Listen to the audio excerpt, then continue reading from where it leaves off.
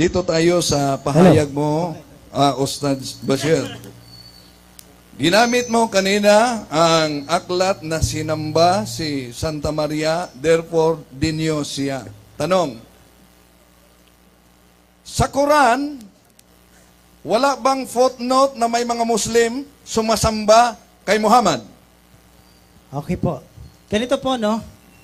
Ang tanong niya, napunta kay Propeta Muhammad, kay Maria. No? Ang layo. O, sasagutin po Objection, natin. moderator. Sumasagot ako. Sumasagot ako. Objection, moderator. What is the objection, basis? Objection. Klarong-klaro yon. Ang sabi sa kanyang deliberation kanina, pag sumamba, pag Diyos na. Kaya, tinanong ko, kung dinyo si Santa Maria dahil may salitang pagsamba sa footnote ng kanilang Quran, wala bang mabasa na si Muhammad sinasamba? Okay, the moderator would like to rule that the issue is pag sinasamba, there is a description na a conclusion, subject for rebuttal na maging Diyos. Kaya, kapag ito ang pinadayag na sinasamba ang mahal na birhen, kaya nga may conclusion na maging Diyos, ang question po, hindi ba totoo na sa Quran sinasamba si Muhammad? Please clarify whether it is true, a categorical question. Proceed. Okay. Ito ang question. Dahil sa nilatag niya kanina, na ang salitang pagsamba pag Diyos na, therefore si Santa Maria din Diyos na. Now, bilang debater ng Islam, alam mo ba na kahit sa footnote ng Quran ninyo, may mga Muslim sumasamba kay Muhammad? Okay, ganito. Sasagot po ako. Okay. Wala pong matinong Muslim. Sino po sumasamba kay Propeta Muhammad? Dahil malinaw ang katuruan sa pananampalatayang Islam, ang Allah lamang ang karapat dapat pag-ukulan ng pagsamba. Kung yan ay nakasulat dyan sa footnote, dapat alam mo yan, nag-aral ka. Yung footnote ba, kasama ba dyan sa Quran? Salita ng Panginoon? Oh, dapat alam mo yan, Brother Wendell. Mababaw ang pangunawa mo. Sige, magtanong ka. Objection, moderator. Walang side comment. Ay, sorry. Okay. Okay, pinatawa na kita. Okay. Okay. Proceed with question number 2. Proceed. Ito ang malinaw kong tanong kasi. Hindi ko tinanong moderator kung ang footnote hindi kasali sa salita ng Diyos sa Quran. Ang tanong ko, kung ang definition mo ng pagsamba ay pag Diyos na, si Santa Maria, sinamba, dinyo siya, alam mo ba, bilang isang debater ng Muslim, na sa footnote ng Quran ninyo, may sumasamba kay Muhammad? Okay, ulitin ko lang po, linawin ko lang ulit, mas malinaw po.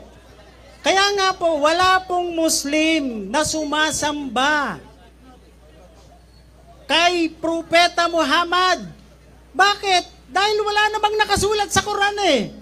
Kung may footnote dyan, yan ay pinuputol mo lang. Pakibasa mo, Mr. Moderator, yung Quran.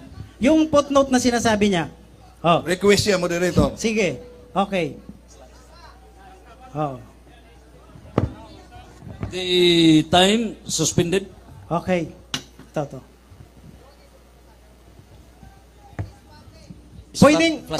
Pwedeng buo para at least paki-explain na rin sa mga audience natin. Ako nahahawak. Okay, ako lang. On the morning when the Prophet died, Abu Bakr came into the mosque at Al-Madinah and found the people all distracted, and Umar telling them that it was a sin to say that he was dead. And Bakr went and ascertained the truth, and coming back into the mosque, cried, "Lo, as for him who worshipped Muhammad, Muhammad is dead. Again, Lu, as for him who worship Muhammad. Okay, pakituloy nyo po. Proceed. But as for him who worshipeth Allah, Allah is alive and death not. Then he recited this verse, and it was I, if the people had not known till then that such a verse had been revealed. Pakiulit nga po dito, pakiulit nga po dito. Dito po, dito. Pakiulit lang po. Pakiulit lang po. Sige. Ito po, for him. Ito to. And it was as Ito po, for him. Okay. Para For maintindihan nila. him, Okay. for him Okay. who worship Muhammad. Okay. Period. Saglit lang po. Muhammad Okay. is dead. Okay, Muhammad is dead and But as for him okay. who worship Allah, Okay, Allahu Akbar. Okay, okay. O sige. Allah is alive. Okay, okay. Mashallah. Sige. Proceed. Okay. Paki-explain mo nga, Mr. Moderator. The moderator has no role to explain on both sides. Okay. The moderator has only to rule on both sides. Okay, sasagutin Proceed. ko po. Sasagutin ko. Tanong. Sasagot ako. Sasagutin ko po yun. You Oras have the ko. floor. Yes, okay. Unang-una, maliwanag po yung nakasulat. Kung sino daw ang sumasamba kay Muhammad, si Muhammad ay patay na. At kung sino naman ang sumasamba sa Allah, ang Allah ay nananatiling buhay. Oh, pinutol niya eh.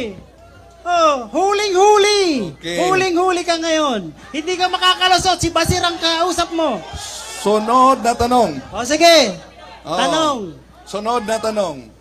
Itong nakasulat sa footnote ninyo na pilit mong iniwasan, who worship Muhammad, ito ba'y present tense o past tense? Okay, ganito yon. Yan po ay pinapakita dyan nung kay Propeta Muhammad, nung siya po ay namatay na, may mga tao na nalungkot sa sobra at ayaw na nilang mag-ibada, magsamba. Kaya nga, sabi ng isa, si Abu Bakar, sabi niya, kung kayo ay sasamba sa Allah, si Muhammad ay patay na, pero ang Allah nananatiling buhay, kaya dapat siya ang sambahin. Maliban sa kanya, wala nang iba. Yan ang maliwanag. Oh. Moderator, ulitin ko ang tanong. Ang binasa ng moderator ay nagsabi, for him who worshiped Muhammad, Oh. ang worship na ginagamit dito, present tense o past tense? Oh, ganito yon. Kasi nga po, yung sinasabi po dyan, lumapit ang mga tao kay Abu Bakar. Yung unang kalipa. Ngayon, sabi niya, kung mayroong sumasamba kay Muhammad, si Muhammad ay patay na. Pero ang Allah, buhay siya, kaya dapat yun ang sambahin natin. Hindi ang mga tao inuutosan na sambahin si Muhammad. Para maintindihan mo, malinaw yung nakasulat dyan. Okay. Huwag mong balaktutin. Sunod na tanong. Proceed with the next question. Moderator, dahil din niya sinagot categorically, yung ginamit dito, for him who worshiped Muhammad, ang worship ba dito, ang worship ba na ginagamit dito, past tense o present tense? Ganito yon, brother. Kasi yan, unang-una, nakalagay yan This dyan, is ang liwanag. a- Ay, sige, sige. Okay, this is categorical and then you may answer it past tense or present tense and then you can qualify. Okay. Yung pangyayari kasi na yan, unang-una, para maintindihan natin, nung panahon ni Propeta, ni Abu Bakar, kasi siya na po yung naging kalipa, namatay na po si Propeta Muhammad. No? Hindi nangangahulugan na sumasamba ang mga Muslim sa panahon niya. Kaya lang yung mga tao, nalungkot sila dahil nga namatay na ang Propeta Muhammad. Hindi yan sumasamba kay Propeta Muhammad. O sinong tao ang sumasamba kay Propeta Muhammad? Pakibasa mo dyan, kung meron dyan. Sunod na tanong. Itong nakasulat na sinabi, for him who worshiped Muhammad, Ang ibig sabihin dito, worship, hindi sinasamba. Ganito yon. Unang-una, walang Muslim nga nasasamba kay Propeta Muhammad. No? Ang sinasabi dyan, hindi sinasamba talaga si Muhammad. Yung panahon na yon, nalungkot yung mga tao dahil sobrang lungkot nila, namatay na si Propeta Muhammad.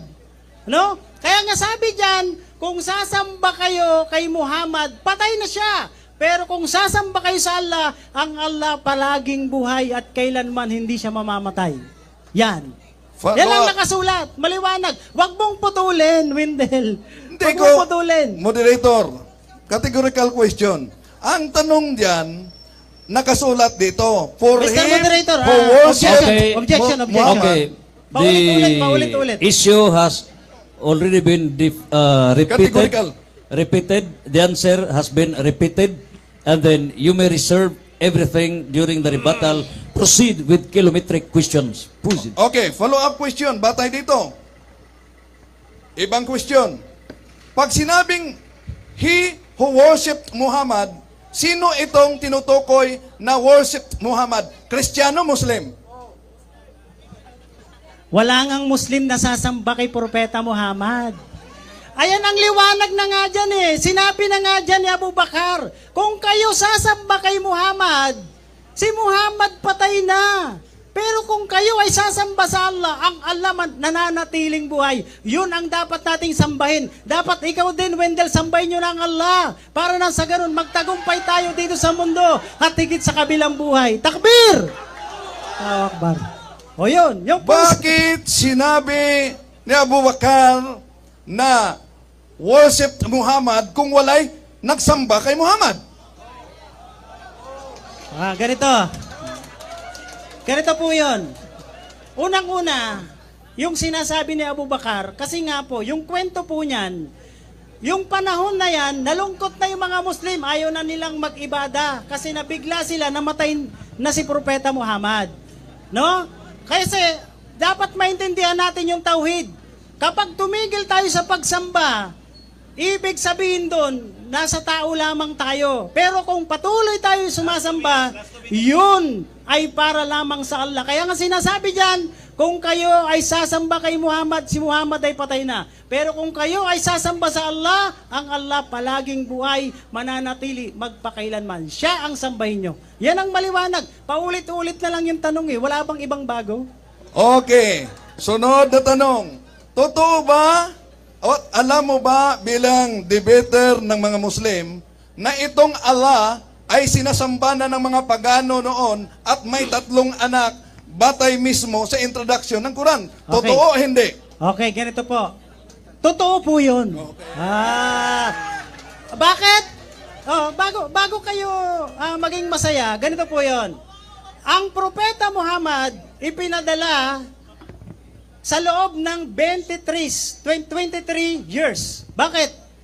Para yung mga peking Diyos, kasi sabi nga ng Quran, pinadalang mga propeta, para yung tao hanguin sa peking pagsamba sa ibang Diyos, maliban sa Allah. Ano sabi? Si Propeta Muhammad, ayon sa kasaysayan, meron siyang naipalabas na 360. Tapusin ko na lang to. Tapusin ko na lang yung sagot ko. Okay? O, tapusin ko na lang. Kaya nga, mayroon 360 idols. Hindi lang po yung 3, Ka Wendell, para maintindihan mo. 360 idols. Yun lang ang inabot mo eh. Pero 360 pala. Oh, dapat nilaliman mo pa ang pagre-research mo para malaman mo ang katotohanan. 360 idols. Pero ang mga pagano, kilala nila ang Allah, kaya nga mayroong Allah. Ang problema lang, tinatambalan nila ang Allah. Kaya ang tawag sa kanila, mga pagano, dahil sumasamba sa Diyos-Diyosan, sa peking Diyos, maliban lamang sa Allah. Takbir! Allahu Akbar. O yun. O, tapos na. Paano? Tapos na? Okay. Time is up for 10 minutes interpolations.